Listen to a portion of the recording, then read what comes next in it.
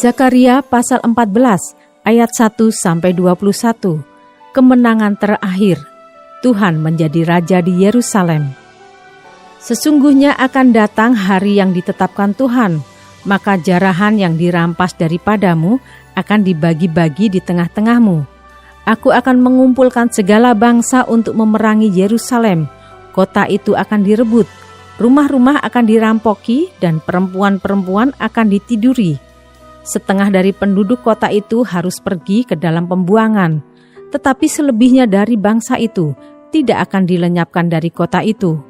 Kemudian Tuhan akan maju berperang melawan bangsa-bangsa itu seperti ia berperang pada hari pertempuran.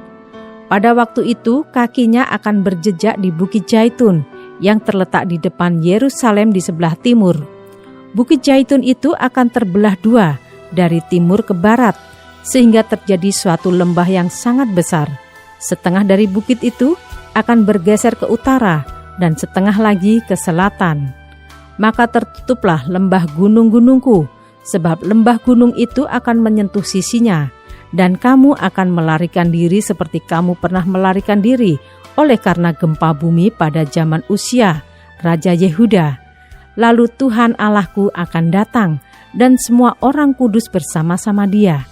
Maka pada waktu itu tidak akan ada lagi udara dingin atau keadaan beku, tetapi akan ada satu hari. Hari itu diketahui oleh Tuhan dengan tidak ada pergantian siang dan malam pun menjadi siang. Pada waktu itu akan mengalir air kehidupan dari Yerusalem. Setengahnya mengalir ke laut timur dan setengah lagi mengalir ke laut barat.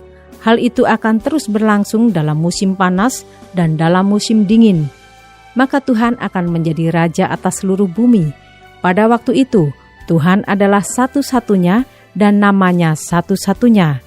Seluruh negeri ini akan berubah menjadi seperti Araba Yordan, dari Geba sampai ke Rimon di sebelah selatan Yerusalem.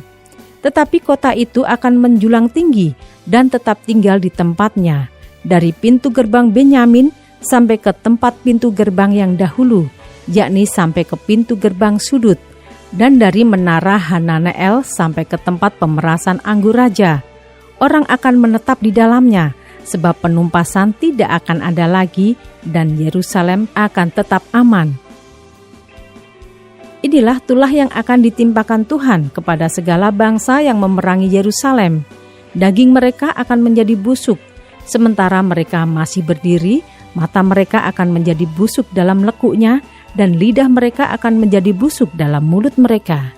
Maka pada waktu itu akan terjadi kegemparan besar daripada Tuhan di antara mereka, sehingga masing-masing memegang tangan temannya dan mengangkat tangannya melawan tangan temannya. Juga Yehuda akan berperang melawan Yerusalem itu, dan dikumpulkanlah harta benda segala bangsa di sekeliling, yaitu emas, perak, dan pakaian dalam jumlah yang sangat besar.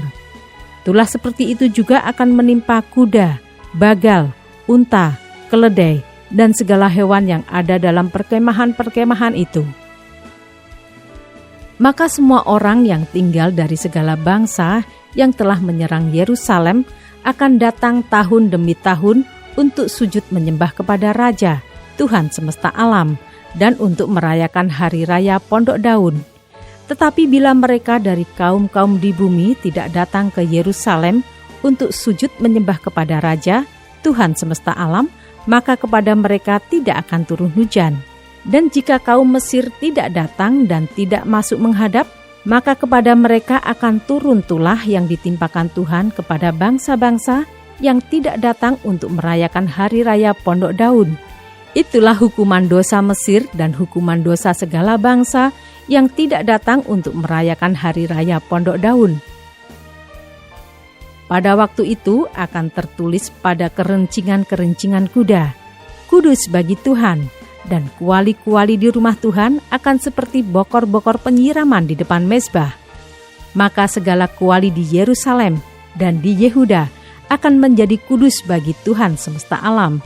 Semua orang yang mempersembahkan korban akan datang mengambilnya dan memasak di dalamnya, dan tidak akan ada lagi pedagang di rumah Tuhan semesta alam pada waktu itu.